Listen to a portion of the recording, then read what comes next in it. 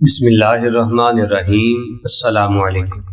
کچھ لڑکیاں سب سے بے نیاز اپنی اداؤں سے سب کو گھائل کرتی مدرسہ عزیزیہ کے سامنے سے گزر رہی تھی کہ حضرت شاہ محمد اسماعیل رحمۃ اللہ علیہ کی نظر ان پر پڑ گئی۔ حضرت نے اپنے ساتھیوں سے پوچھا، یہ کون ہیں؟ ساتھیوں نے بتایا کہ یہ طوائفیں ہیں اور کسی ناچ رنگ کی محفل میں جا رہی ہیں۔ حضرت شاہ صاحب نے فرمایا، اچھا یہ تو بتاؤ کہ یہ کس مذہب سے تعلق رکھتے ہیں؟ انہوں نے بتایا کہ یہ دین اسلام ہی کو بدنام کرنے والی ہیں، اپنے آپ کو مسلمان کہتی ہیں۔ شاہ صاحب نے جب یہ بات سنی تو فرمایا، مان لیا کہ بد عمل اور بد کردار ہی صحیح، لیکن کلمہ گو ہونے کے ناطے ہوئی تو ہم مسلمانوں کی بہنیں، لہٰذا ہمیں انہیں نصیحت کرنی چاہیے، ممکن ہے گناہ سے باز آ جائیں۔ ساتھیوں نے کہا، ان پر نصیحت کیا خاک اثر کرے گی؟ انہیں نصیحت کرنے والا تو الٹا خود بدنام ہو جائے گا۔ شاہ صاحب نے فرمایا، تو کیا ہوا؟ میں تو یہ فریضہ ادا کر کے رہوں گا، خواہ کوئی کچھ سمجھے۔ ساتھیوں نے عرض کیا، حضرت آپ کا ان کے پاس جانا قرینہ مصلحت نہیں ہے۔ آپ کو پتہ ہے کہ شہر کے چاروں اطراف آپ کے مذہبی مخالفین ہیں جو آپ کو بدنام کرنے کا کوئی موقع نہیں چھوڑتے۔ آپ نے فرمایا، مجھے ذرا بھر پرواہ نہیں، میں انہیں ضرور نصیحت کرنے جاؤں گا۔ اس عزم صمیم کے بعد آپ تبلیغ حق اور اصلاح کا عزم لے کر گھر تشریف لائے۔ درویشانہ لباس زیب تن کیا، تن تنہا نائکا کی حویلی کے دروازے پر پہنچ کر صدا لگائی، اللہ والیو دروازہ کھولو اور فقیر کی صدا سنو۔ آپ کی آواز سن کر چند لڑکیاں آئیں، دروازہ کھولا تو دیکھا باہر درویش بزرگ کھڑا ہے۔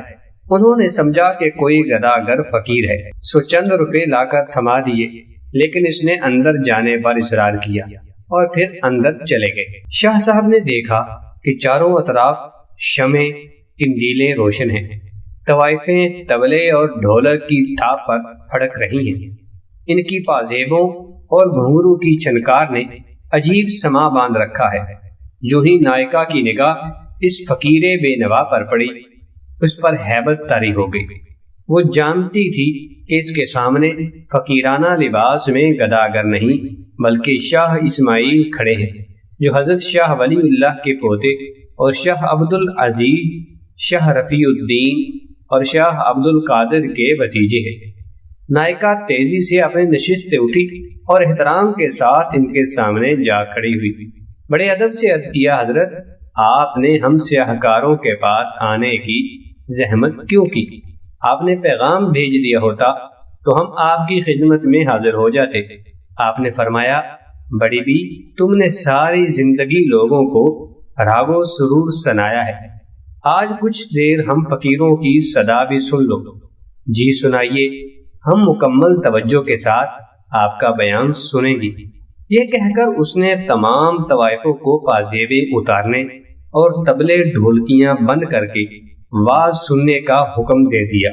وہ ہماتن گوش ہو کر بیٹھ گئی۔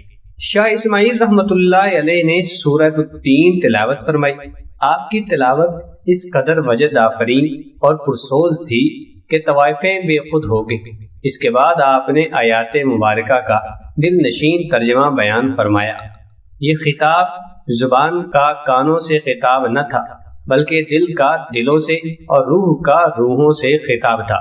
یہ خطاب دراصل اس الہام ربانی کا کرشمہ تھا جو شاہ صاحب جیسے مخلص دردمندوں اور امت مسلمہ کے حقیقی خیرخواہوں کے دلوں پر اترتا ہے۔ جب طوائفوں نے شاہ صاحب کے دل نشین انداز میں سورۃ التین کی تشریح سنی تو ان پر لرزہ طاری ہو گیا۔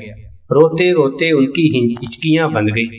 شاہ صاحب نے ان کی آنکھوں میں آنسوؤں کی جھڑیاں دیکھی تو انہوں نے بیان کا رخ توبہ کی طرف موڑ دیا اور بتایا کہ جو کوئی گناہ کر بیٹھے، یہ اللہ سے اس کی معافی مانگ لے تو اللہ بڑا رحیم ہے، وہ معاف بھی کر دیتا ہے، بلکہ اسے تو اپنے گناہ گار اور سیاہکار بندوں کی توبہ سے بے حد خوشی ہوتی ہے۔ آپ نے توبہ کے اتنے فضائل بیان کیے کہ ان کی سسکیاں بند گئی۔ کسی ذریعے سے شہر والوں کو اس بات کی خبر ہو گئی۔ وہ دوڑے دوڑے آئے اور مکانوں کی چھتوں، دیواروں، چوکوں اور گلیوں میں کھڑے ہو کر آواز سننے لگے۔ تا حد نگاہ لوگوں کے سر ہی سر نظر آنے لگے۔ شاہ صاحب نے انہیں اٹھ کر وضو کرنے اور 2 رکعت نوافل ادا کرنے کی ہدایت کی۔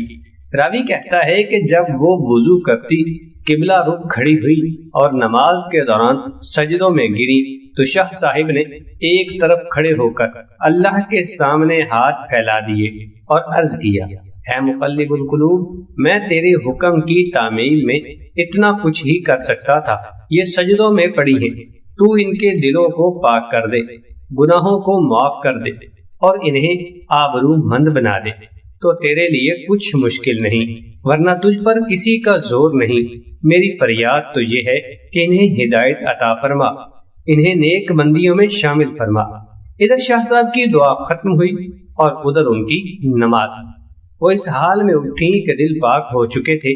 اب شاہ صاحب نے عزت، ماں باپ، زندگی کی برکات اور نکاح کی فضیلت بیان کرنی شروع کی، اور اس موضوع کو اس قدر خوش اسلوبی سے بیان کیا کہ تمام طوائف گناہ کی زندگی پر کف افسوس کرنے لگی اور نکاح پر راضی ہو گئی۔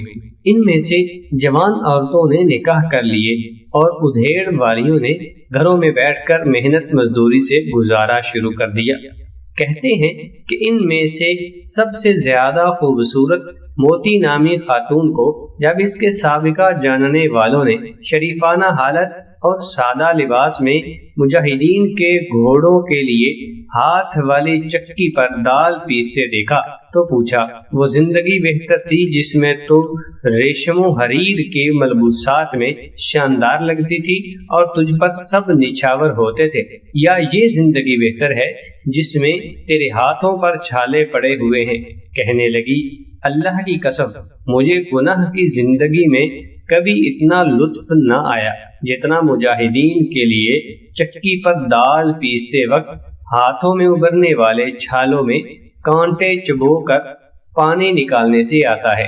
سبحان اللہ تعالی العظیم۔ دوستو، اگر آپ کو یہ ویڈیو پسند ہے، ویڈیو کو لائک کرتے ہوئے چینل کو سبسکرائب کر دیں، دوستوں کے ساتھ شیئر کریں اور کمنٹس باکس میں اپنی قیمتی آراء سے ضرور آگاہ کیجیے۔ اللہ حافظ۔